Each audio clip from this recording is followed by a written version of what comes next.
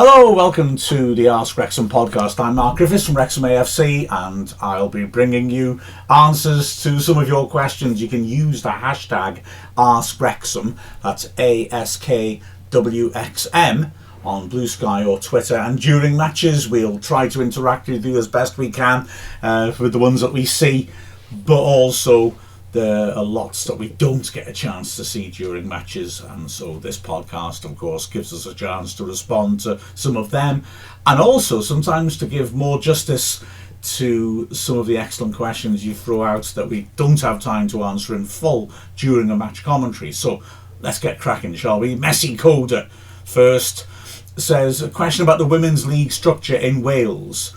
With only 8 teams in the Adran Premier and second tier leagues, why is the Women's League broken up to multiple smaller leagues rather than just one big one or 2 medium-sized ones? And Chip Pate asking a similar sort of related question. I'll try and answer them both together. The last 2 teams promoted to the Adran Premier were Wrexham for the 23-24 season and Britain Ferry for this 24-25 season. Both are very strong and currently in the top 3. So is there any talk about promoting 2 teams, or with the strength of Wrexham and Britain Ferry exceptions? Really good questions. Right, now the reason for the structure is, I would say, that women's football in Wales has not reached the stage it has in England. In fact, it looks to be following the sort of pattern of men's football in Wales, except without some teams joining the English structure and growing early on. So we've not got a situation really where we're able to pick, say, for the international team from the Adran Premier, at least not at the moment. It would be fantastic if that could change through time, and certainly when you see players of the quality of Lily Jones coming through, you think, well, okay, surely there's a possibility here that she could make the step up. But anyway, that's beside the point. So the logic would be that there aren't enough competitive teams to play in a bigger league. I mean, obviously you can argue for or against this, but certainly, I mean, if you look at our results against, say, Eoghan Helly, we scored, 8 goals past them. They're in the next level down in the north. I guess it suggests that certainly the bottom half of the second tier tiers probably wouldn't be very competitive if you put them into a bigger league. The other thing to consider is distance. This is a semi-professional or even amateur sport, depending on from club to club. A lot of travelling in Wales. I mean, the issue is, okay, Wales is a small country. I don't deny that. The trouble is, communications in Wales aren't great because there's a big lump of mountains right in the middle. To give you an example of this, for those international fans who aren't aware of it, if you want to get a train from Wrexham in northeast Wales to Aberystwyth, which is on the west coast about halfway down, you have to go out of Wales to Shrewsbury or Birmingham and then cut back across where the mountains aren't so high. There's no direct rail link, like cutting straight through, because of the mountains. So, you know, it can be difficult. Likewise, I mean, often when Wrexham are going down south, you're definitely going into England because the roads are better. You may even go so far as to go on the motorways and go through Birmingham and back down that way and then cut back into the south to stick to the motorways. I mean, it makes it a lot longer in terms of distance, but probably it could make it quicker in terms of time. It's a scenic route going through Wales, the Welsh roads, to get down south, let's put it that way, on the whole. So there's also that issue of expense and travel for people who've got full-time jobs. In terms of strength, though, now here is where I think you can make, well, you certainly, I mean, I've made the arguments in the past, whether I'm right or wrong, that gambling on the ability of teams to improve is how you do improve them, by giving them the chance. They might get beaten quite heavily at first, but they hopefully would adapt. The other thing really is that there have been good teams. I would argue you could sustain more than one team coming up from beneath.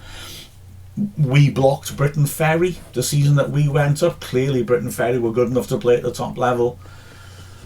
We also, in that season, got the better of Connors Quay, who were terrific. I mean, we were sensational that season, but like us from Notts County in the same year, Connors Quay stuck with us till almost the end.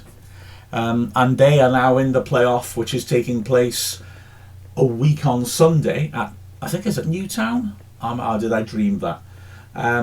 They're in the playoff to try and come back up again against Pontypridd, who we beat in the semi-finals of the Welsh Cup.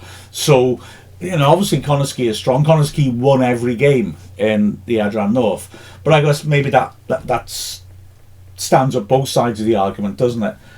Clearly Connors Quay would be very competitive in the top level, but equally clearly they must be a lot better than the teams in the north, or at least a lot of them. But then to look at it again, last season Llandudno took us into injury time when Katie Sharp scored the only goal against them in the Welsh Cup. Was that last year or 2 years ago? So again, clearly the stronger teams in the second tier are competitive. It's an interesting question, and it is a tricky one, I have to admit, in terms of how best to try to develop the game. Now then, Janie Lightning, here's one. I enjoyed this one. What's the centre circle for? What play does it dictate? For example, the box can change fouls to penalties and limit the goalkeeper's ball holding. Careful how you put that. But anyway, the simple answer is it doesn't really do much. The purpose of it is to make sure everyone's 10 yards away when the kick-off is taken. So the team that kicks off, it's not a tip-off. They're not tackling for the ball. So that's it. That's the only reason. It doesn't make any difference to any other level of play. It was apparently originally called the Smith Circle because a guy in the Derbyshire FA came up with the idea, and it was approved by IFAB. That's right, the same IFAB that still sit today that decide the rules of football. It was approved in 1891. So before then there were no centre circles. Interestingly, or not, depending on how much of a nerd you are, I'm a nerd. I'm the Wrexham anorak. The D on the edge of the penalty box wasn't brought in for about another 30 years after that. And the purpose of the D? Or should I leave it as homework? No, I shouldn't. The D is so that everyone's 10 yards away when there's a penalty. So the D on the edge of the box is to make sure people on the edge are still 10 yards away so they can't encroach. I told you it was nerdy, didn't I? Chip Pate says, imagine there's a mixed league with 5 men, 5 women and 2 goalkeepers. Who do Wrexham put on the pitch? Well, I've actually been doing this the last couple of years, selecting a mixed team. I haven't looked for balance in that regard, but I have sort of thought, okay, putting aside the fact that there are differences between men's and women's football, if you just look at the performances, who would be in a combined 11? 4 players have been in the 2 I've picked for the last 2 years, by the way. Elliot Lee, Lily Jones, Paul Mullin, Rosie Hughes. They're the 4 players who have been in the 2 combined 11s that I've picked. I don't know that I'm going to give a direct answer to this, partly because there's still some key moments of the season to come, and partly because I did have a little think about this last week and I found it quite hard. When both teams are going for promotion, you have to murder your darlings, don't you? So great question, but I don't know if I'll answer that. I mean, but if I can give you a couple of great poses, how do you choose between a Conquo, who's clearly outstanding, and Lizzie Craven, who's clearly outstanding? That's a tough one, isn't it? So, yeah, I've not my mind up yet. I'm going to wait till both seasons are finished and then decide, where that heads me. Sorry about that, but I will obviously be patient and I'll publish it. Now then, Lou Haynes. I'm obsessed with the assistant referee flags. That is how to get a message on Ask Wrexham's podcast. I love that. Do they have to provide their own, or do they choose from a selection provided to them at the match? I love that question. Thank you so much. I love it so much I made the effort to go and find out because I didn't know the answer. Turns out the answer is the opposite to what I thought as well. Can I just say first though, before revealing it, building up the tension, this just reminds me so much of a sort of Danny Baker question. Danny Baker, iconic broadcaster who did a lot of great sort of fan-based stuff. And a lot of it was he liked, as he put it himself, asking the sort of dumb questions about the day-to-day elements of football that people just don't think to ask. And this is it, isn't it? You know, where did the flags come from? Well, it turns out, and thank you Geraint Parry, the man who knows everything about everything and makes everything happen in Wrexham Football Club, frankly, for filling me in on this. The answer is the club provide the flags. I kind of thought for some reason that the linesmen, you know, tools of their trade would have flags. No, hang on, no, it's the other way around. It's the other way around. Oh God, I'm useless. The linesmen bring their flags, so they have them. I thought the club would provide, but obviously things like, say, the substitution board, which would be rather expensive, obviously, it's a bespoke piece of kit. That is, those are located at the club. So maybe that's why the fourth officials sometimes have trouble programming them. They should be allowed to take one home just to practice, shouldn't they? So yeah, the flags are the linesmen's flags. I learned lots of other stuff about senior linesmen and non-senior linesmen as well. But I've forgotten it because I've got a terrible memory. Sorry. Oops-a-daisy. Oh, what's happened there? Right. Yartina says, does the keeper have to go off for 30 seconds in this situation? I think this was the Reading game.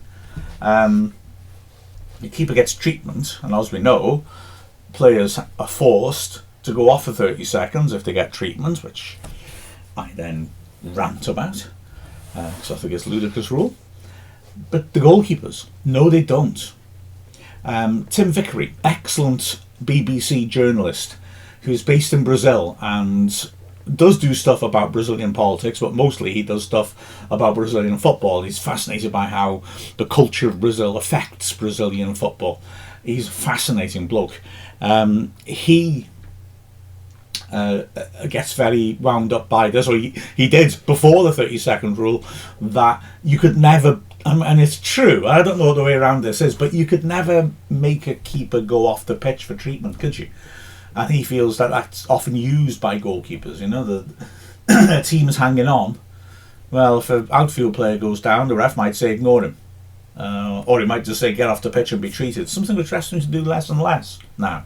It used to be a regular thing. If they didn't think it was serious, they'd just say get off the pitch. Or even if it was serious, they'd say, well, get off the pitch, we're going to get on with the game. But now, even though people talk a lot about time wasting, that seems to have died out of the game a bit.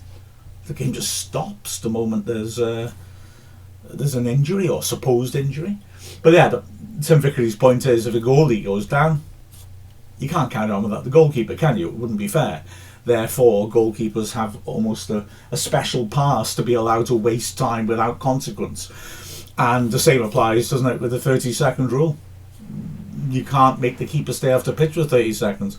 Although it would be quite funny, but it's wrong enough anyway when an outfield player has to go off 30 seconds. If a goalie's genuinely injured, you then have to penalise him by his team not having a keeper for 30 seconds.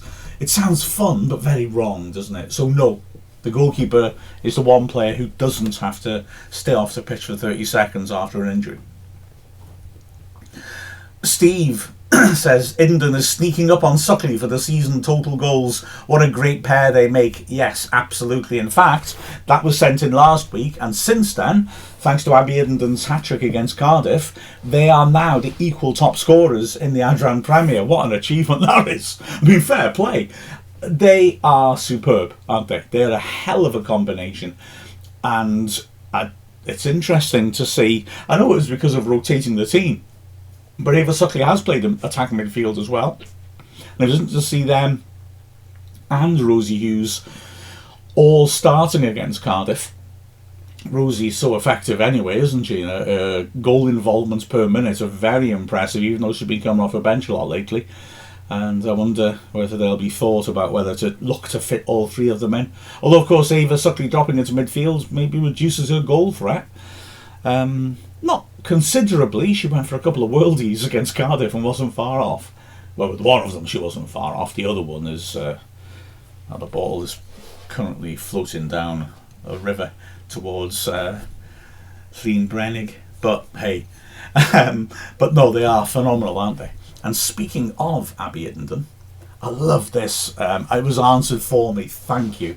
Ruby Slippers says, is Iddenden a Welsh name? If so, why isn't it pronounced Ithenden?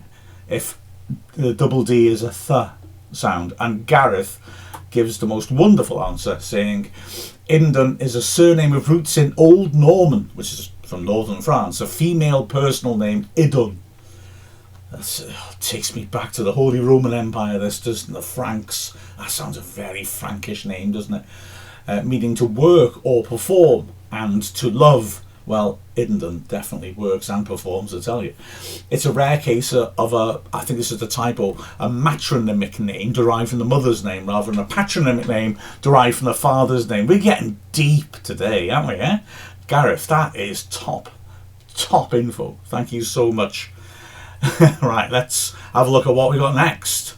Jim in Monticello says about Wrexham's male strikers. Smith has confidence. If Rodriguez gets his now, it'll bring the attack up to match our defence. That was sent in. We do have a backlog, I'm afraid, of these. That was sent in before Rodriguez started scoring goals. So the 2 goals he's managed so far, and of course before he was injured against Burton, tight calf. So hopefully he recognised it, came off, and will be okay for the Wigan match. Let's see. But yes, absolutely. I mean, Phil Parkinson consistently brings players in and gives them time to bed in before putting them in the team. But the nature of these signings and the nature of the situation we're in was such that, you know, he's obviously bringing in players who he feels can perform in the Championship if needed. And he also wants results to get into the Championship. And so, yeah, they had to go straight in, didn't they, really? And he was, I think, addressing the fact that, you know, maybe we weren't scoring as many goals as we were at the start of the season. So he's thrown them straight in. They've had to sort of develop that understanding of our system, which usually is done on the training ground, more on the pitch. But they both look like very good signings to me. I mean, Smith is just, wow, he's a force of nature, isn't he? He's a really high quality striker. I'm very excited by seeing what Smith will be like with a full pre-season under his belt, having worked with us, because he just looks like a natural goal scorer and a natural disaster for centre backs. He's a nightmare, isn't he, to mark? And then Rodriguez, I just feel, I've said this a lot in commentaries, I feel he's the sort of player that you see a lot of his good work when you're at the game more than when you watch on the screen, because he does a lot off the ball. His movement's clever. He pulls defenders around. He anticipates situations quickly. I know I keep giving it as an example, but Andy Morrell pointed out at Rotherham how he blocks off a marker so that when Rathbone is trying to control a ball that he's won on the edge of the box, Rathbone's got just a fraction of a second longer to bring it under control and score. Without Rodriguez seeing that and subtly stopping the centre-back from getting there, that key second goal probably doesn't get scored and we have to work a lot harder for the points. I like Rodriguez a lot, and he's got a really good picture in his head of where players should be, which obviously has developed with time. He tries these instant ripped passes out to the right flank to try and bring in Longman, and when they work, whoa, they're good. I like the look of him, I really do. But it takes time to bed in, doesn't it? Let's be honest. Plus, he hadn't been starting games, so playing through the majority of a match is something he hasn't done much this season. Not much this space. Now then, the Red Dragon... Red Dragon? I've turned into Scooby-Doo again. The Red Dragon Rooters? Red Dragon Rooters of Ohio asks, who's your player of the season now? And who do you think could surpass that player by the end of the season if their play continues? And Jarvis says, for me, in the first half of the season, it was Barney, but across it, even though he's missed games too, it's Arthur, stopper supreme. I don't know, that's a tough one, isn't it? I mean, Cleworth's been so consistent. I agree. Barnett is absolutely on fire. And then Longman's come in. And it's a bit of a surprise in a way that it was Barnett who made way, and yet Longman's looking fantastic too, isn't he? At the moment, yeah, I guess I'm leaning a bit towards Cleworth, but not not decisively so. Conco's been great. I enjoy Rathbone a lot, James a lot, Dobson a lot. Oh gosh, I'm going to go through the whole team at this rate, so I better stop there, haven't I? But suffice to say, I'm not sure where my vote would go. And the same with the women as well. There have been so many terrific performances and consistent performances. It's going to be fascinating, isn't it? Absolutely. But I'm afraid, yeah, I genuinely haven't made my mind up yet. Cleworth's name came to me first, so I guess that probably tells us something, but I don't know. Now then, Chip Pate's getting personal. Sounds a good name for a podcast, that, doesn't it? Your 4 to 5 podcasts since Saturday, you poor chap. I wonder, what's your work and travel schedule like on 2 match weeks? And what if there's a midweek match? Also, what does Mrs. G do with you in summer? Oh, and do you have a life? I can answer the last bit easily enough. I have no life. Goodness me. Right. Well, it's an interesting one, that. I have found it interesting this year because I'm retired. But I haven't found it any easier in terms of fitting work in. People always used to say to me, how do you fit in working and then doing the stuff with the football club? And if I'm honest, I never really thought about it, just did it. And I'm finding it a bit more difficult now. I think the reason is I can be a bit more relaxed. I've said this before, but it is a direct answer to the question. It used to be I'd get home at 4 and I'd think, right, okay, I've got to do this for the club and get it there by 6, so I'd sit down and get it done. Whereas now I get up at 8, have a nice coffee, play with the cats, put the telly on, think, right, I'll work on this now, and without realising it, I'll have a nice relaxed pace of work, and then at about 4 o'clock think, oh my gosh, I've got to get in by 6. So I feel I need to discipline myself a bit, because I'm making the same amount of work pretty much expand out into a longer space of time. Also, old Glasgow, the podcasting cat, who, if you've got very good hearing, you might have just heard shifting on his little favourite beanbag right next to me here in the zone of pod. He likes following me around, God bless him, and there's a particular chair in the window with nice sun on it, and he loves me sitting there, and then he'll sit on my arm, and that slows my typing down. I've got to be honest, that really does slow me down. In terms of workload, it doesn't feel like work, to be fair. But yeah, I do the commentaries, I've got to do the prep, I write the previews, we will do Final Whistle Weekly, recorded some point in midweek. Hopefully I get an interview for that, although I'm not always able to pin somebody down to do it. I try to do an Ask Wrexham every week. These ones don't always manage to do it. And I also do the hot takes. So the idea is hot takes, bang on the final whistle. It's the end of the commentary, and it's an immediate response to get out quickly so people can hear what's happened. Although, you know, if you do watch those, you'll see that sometimes I can get them out almost instantly while people are still on the ground. And then sometimes, last Sunday was an example, I wasn't able to get out for a couple of hours afterwards, because it just depends on your circumstances from ground to ground, and you know what kit you're able to use. All sorts of different things come into consideration. How good your signal is, you know, Wi-Fi or otherwise. And then the idea is that the next day I do the final whistle, which is the original one, the one that was that is the oldest podcast about football in the world, and that one is supposed to be a more detailed breakdown of the game, having looked back at it. You know, I've got the footage by then, so I can go back and I can check things and I can look at it and think a bit more about why things happened rather than just describe what happened, if you see what I mean. So that's why they're longer. Have I missed something else? I probably have, haven't I? And I write the Wrexham Anorak for the men's team games, where I research stuff. And the reason I do that, partly, is I'm a nerd.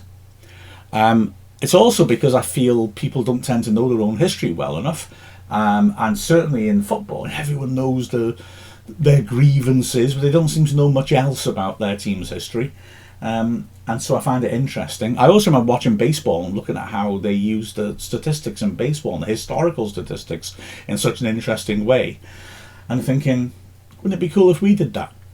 And so it's all those things, and the reason I can actually do it is because I write a column for the Evening Leader every Friday, or Thursday now it is actually, at the local paper.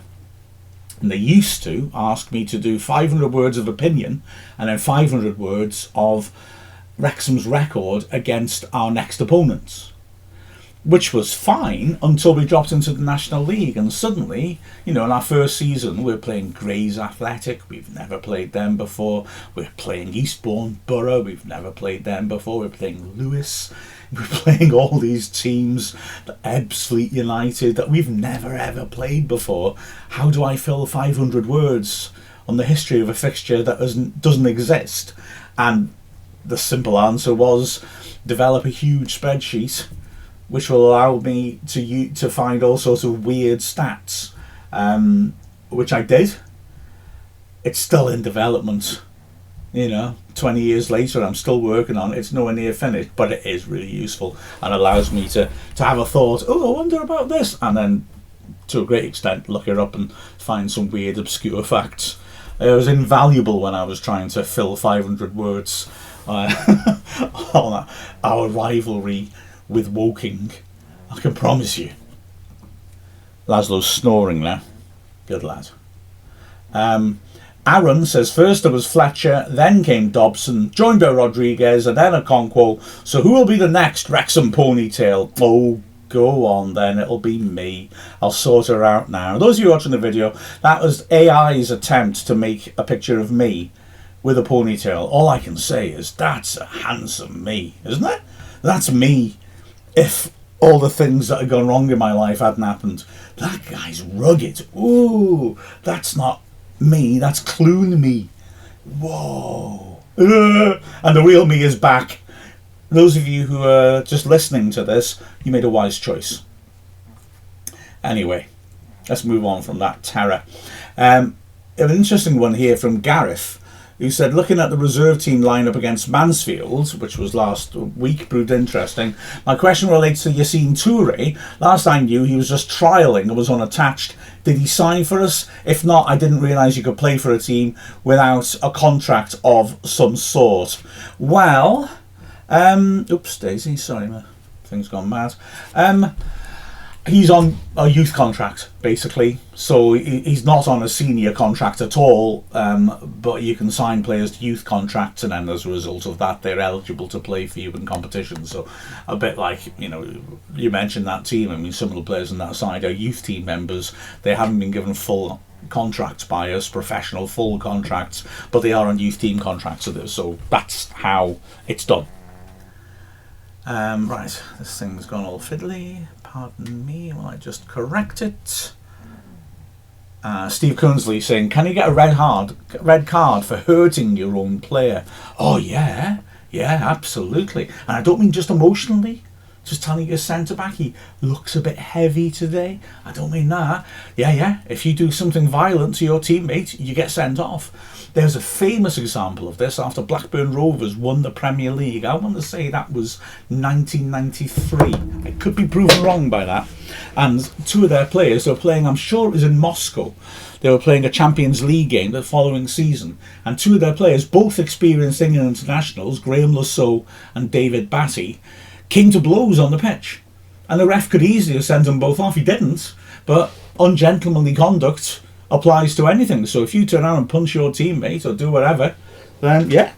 Going in studs up on your teammate seems a bit more far-fetched, but the same rules would apply. Violent behaviour is violent behaviour. It doesn't matter who your target is. As I was told in court.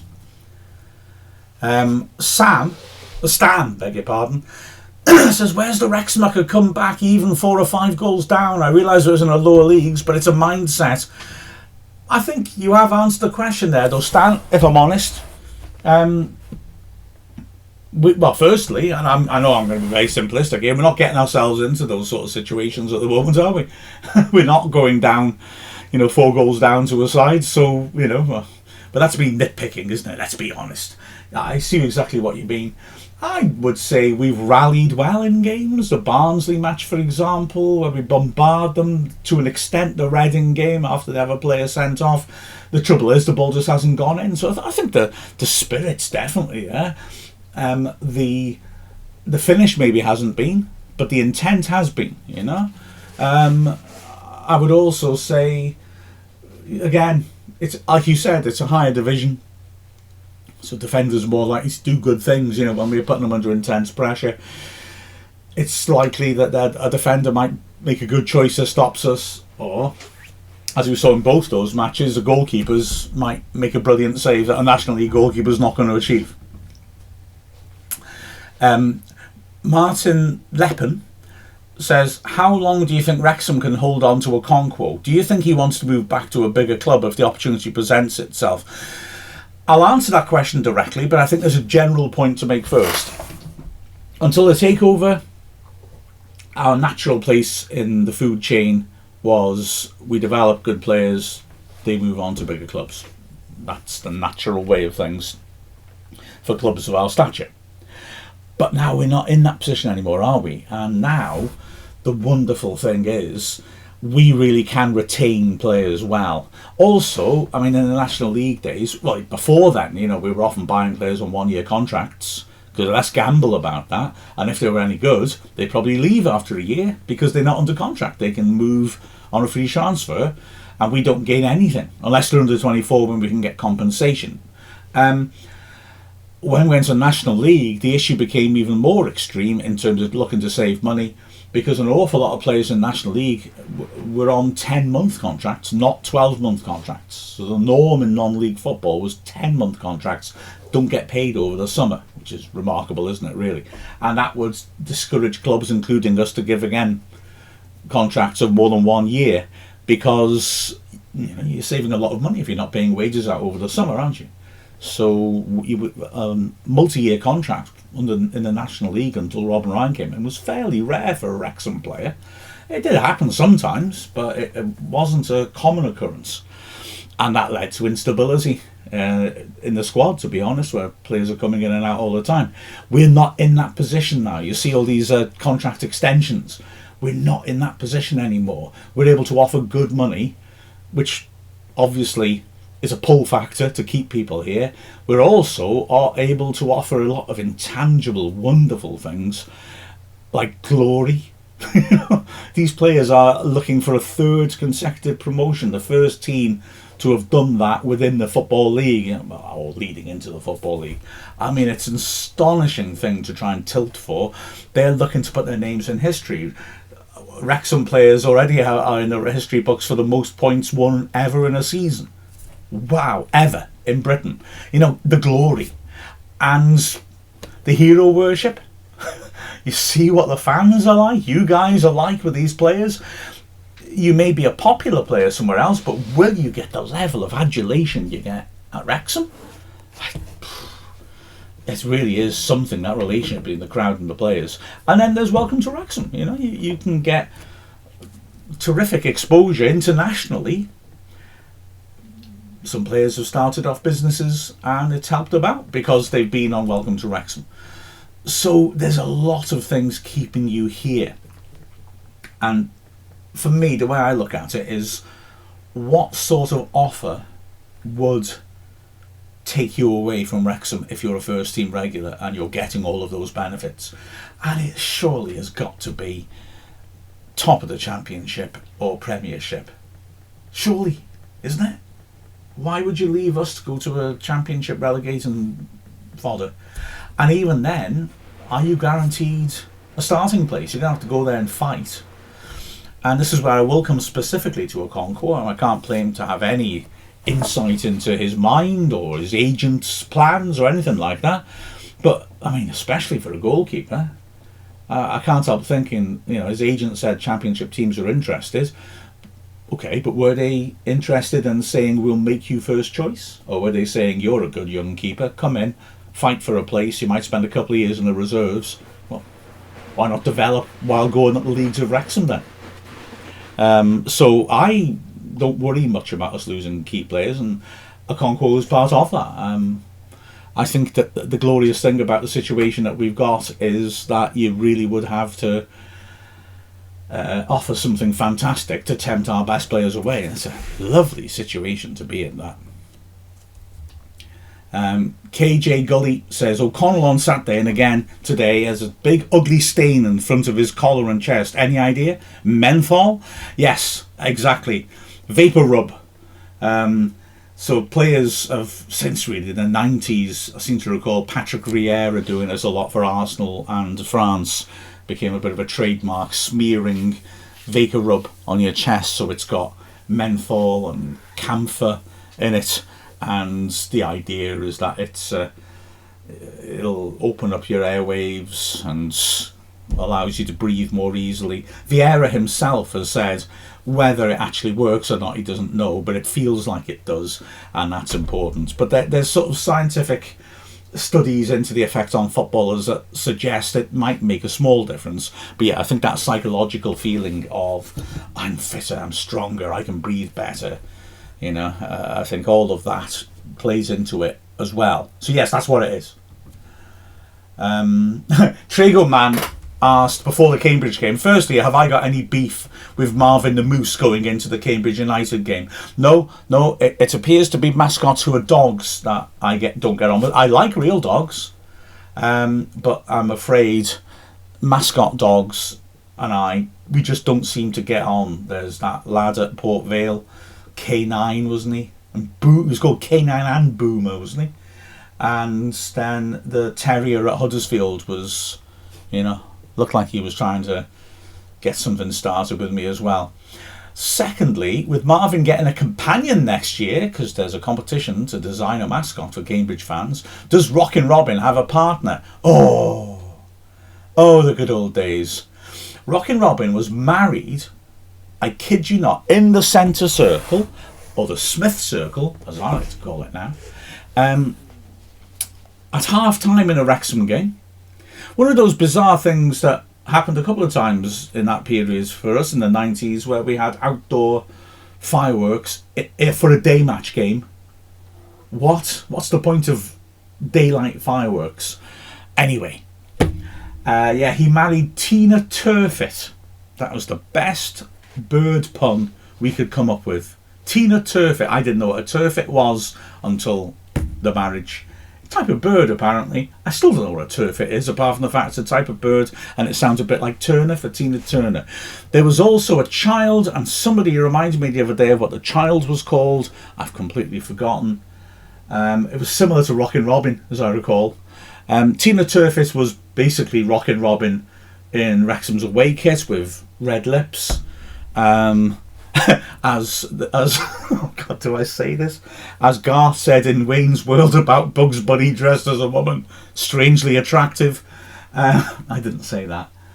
And the little kid, Rocky Robin, that's it. Rocky Robin was a smaller, identical Rockin Robin. I mean, to be fair, when your parents look like twins, you're liable to look like them, aren't you?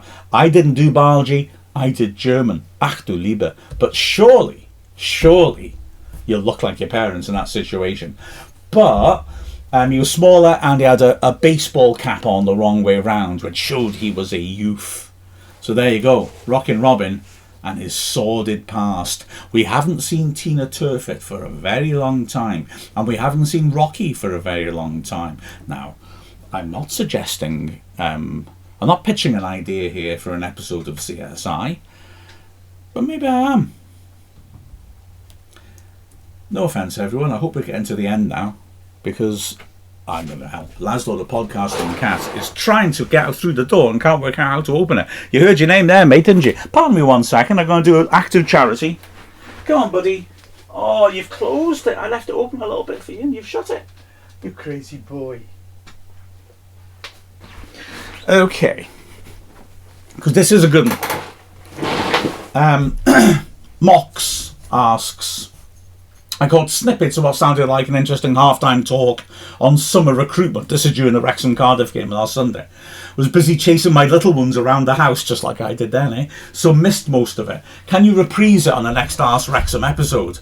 Et voila! Yes, basically, Lucy was really interesting on this, and I think straightened my thinking out on it a little bit. My logic for recruiting for the women's team is that as it's semi-pro, it's difficult to cherry pick good players from the south because they'll have jobs already. They're not going to jeopardise their jobs to come up without a job to the north to take on a semi-pro football contract. Likewise, the level of players in England that would improve us are professional. So again, can we offer them a package that would justify coming across? I think not. So we have to be a bit more creative. Lucy pointed out correctly that the factors I talked about with the men's team, the welcome to Wrexham element and things like that, are unique. The fact that we've just had a fabulous season, and we've had 3 back-to-back fabulous seasons, have got to be getting people talking within the game, and so that surely is going to be a good drawing factor. So when we go into negotiations with new players in the summer, there's a strong chance, we've got a stronger hand to try and tempt them in. That was her main argument. I mentioned that TNS seemed to have done quite well in terms of bringing in like Welsh lower age level internationals, not full internationals. Although I've actually got one full international they brought in, but under 19s, that sort of level. And she suggested that maybe that's something we could have a good look at as well. Absolutely. We do seem to scout well though at women's game because we, like Phil Parkinson, we have a good hit rate in terms of players we brought in. Look at the contribution that Craven, Clark and Liddington have made this season, the 3 players we brought in. And notice that we didn't bring that many in, and I think that's a similar pattern we'll follow again. This team's developing well, and the continuity is a big positive. The way that the squad has developed is brilliant. Doesn't need ripping up. It just needs a little bit of extra quality again sprinkled on top. So yeah, I'm very excited about that. There was something else I was going to say about it as well, and I can't remember what it was. Damn, maybe I did say it all. Yeah, maybe I did actually, the TNS thing. That's true. Dave Avery, hopeful question, need advice. I'll be in London for the League One finals at Wembley. Should we get automatic promotion, knock wood, who would you like to see in the final for the other promotion spot? I'm thinking Charlton v Stockport would be smashing. It would be a good game, that, and it would certainly mean a strong team going up. I'm quite partial to a bit of Wycombe v Reading myself, in that I would like Reading to go up there in such a troubled state off the pitch. It would be fantastic if they could actually succeed on it. That would be a hell of an achievement, a hell of a story, and they need all the help they can get, those fans, to make sure their club stays alive. Going up surely would help. Big chunk of TV money coming their way then. Wycombe, well, I mean, frankly, if we go up, please, if we go up, I'd like Wycombe to come up too, because the 3 of us have been, with Birmingham, the sides that have been, we have been the best teams in this division consistently throughout the whole season. Justice to me says Wycombe come up and Wrexham go up and Birmingham go up. That's just my take. Also, I mean, I've got nothing against Wycombe. They seem like a nice club to me. So yeah, Wycombe. Interesting one from Martin Leppin saying, I'm really surprised that Wrexham is able to play such a constant starting 11 in a 46 game competition. Do you think this is wise, or should they rotate a bit more? I mean, the results I reckon are going to speak for themselves. We are consistent in our selection and we're second in the league, so clearly it's working, and that's a simplistic thing to say. I'd also argue that actually Parkinson will make alterations more than you realise, but he does it in quite a subtle way, and it feels like everything is settled.